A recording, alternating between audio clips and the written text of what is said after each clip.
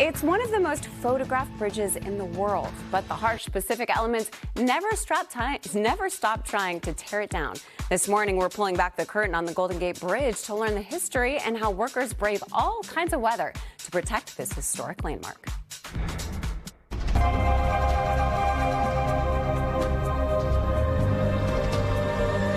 It's an architectural icon recognized across the globe.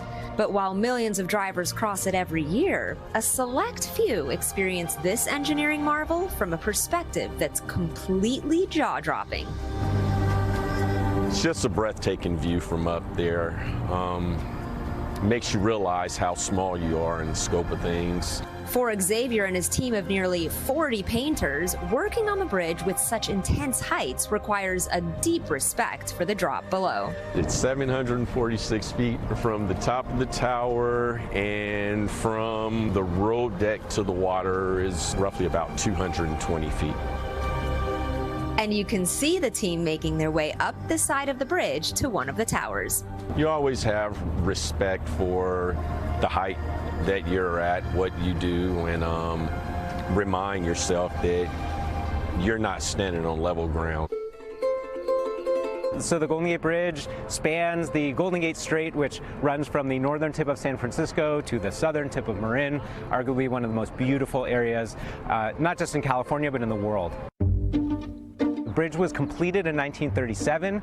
Construction started in January 1933, so it took about 4 years, just over 4 years to complete. It was completed on time and under budget, which is unheard of today. And the chief visionary for the Golden Gate Bridge is a man by the name of Joseph Strauss. He was the chief engineer on the project. The Golden Gate Bridge spans 1.7 miles from end to end. The suspension portion of the bridge is 4,200 feet, roughly 3/4 of a mile. This bridge has been standing strong for over 85 years now, and is really an engineering marvel. And one thing to remember is in the 1930s there were no computers, there were no calculators.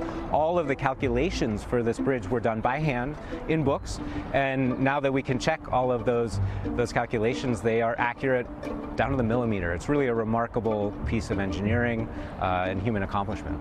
So as the bridge was being designed, there was some debate over what color to ultimately paint it.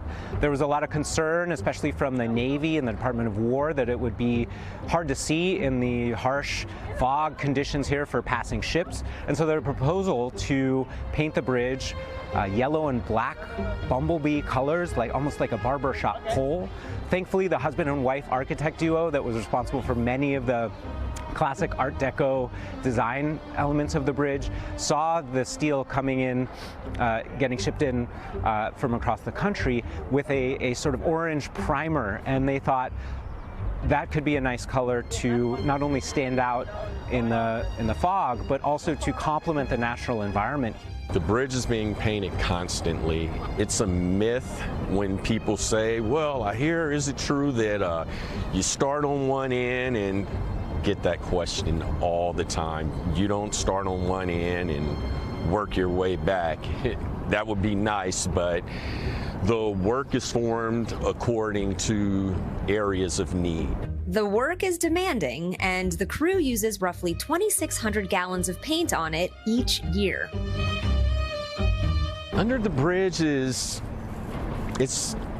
me, it's like being in a room, because the ironworkers do a spectacular job with our decking system. Our decking system, you walk across the floor just like you're walking inside a building, or we're walking out here. You don't even realize, other than the chain suspended up, that you're out over the water, because the decking system it's a series of beams and joists with plywood over it. It's a spectacular, breathtaking walk that it keeps you aware of every step, because you have very limited space to step. There are two main cables that go up and over the two main towers of the Golden Gate Bridge.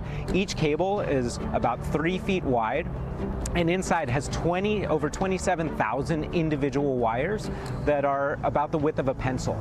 and each one goes all the way across the bridge, up and over each tower, and they're anchored at the north and the south anchorages into bedrock, which is what gives them their strength and structural integrity. If you took all of those wires and lined them up end to end, you could circle the globe over 3 times. The building of the bridge was the first major construction project in the United States that required hard hats and the first bridge to provide a safety net for its workers. I love my job. I love it. I mean, I have a spectacular view. I work with a bunch of guys where there's never a dull moment. There's never a dull moment, and everybody enjoys what they do, and they take pride in what they do.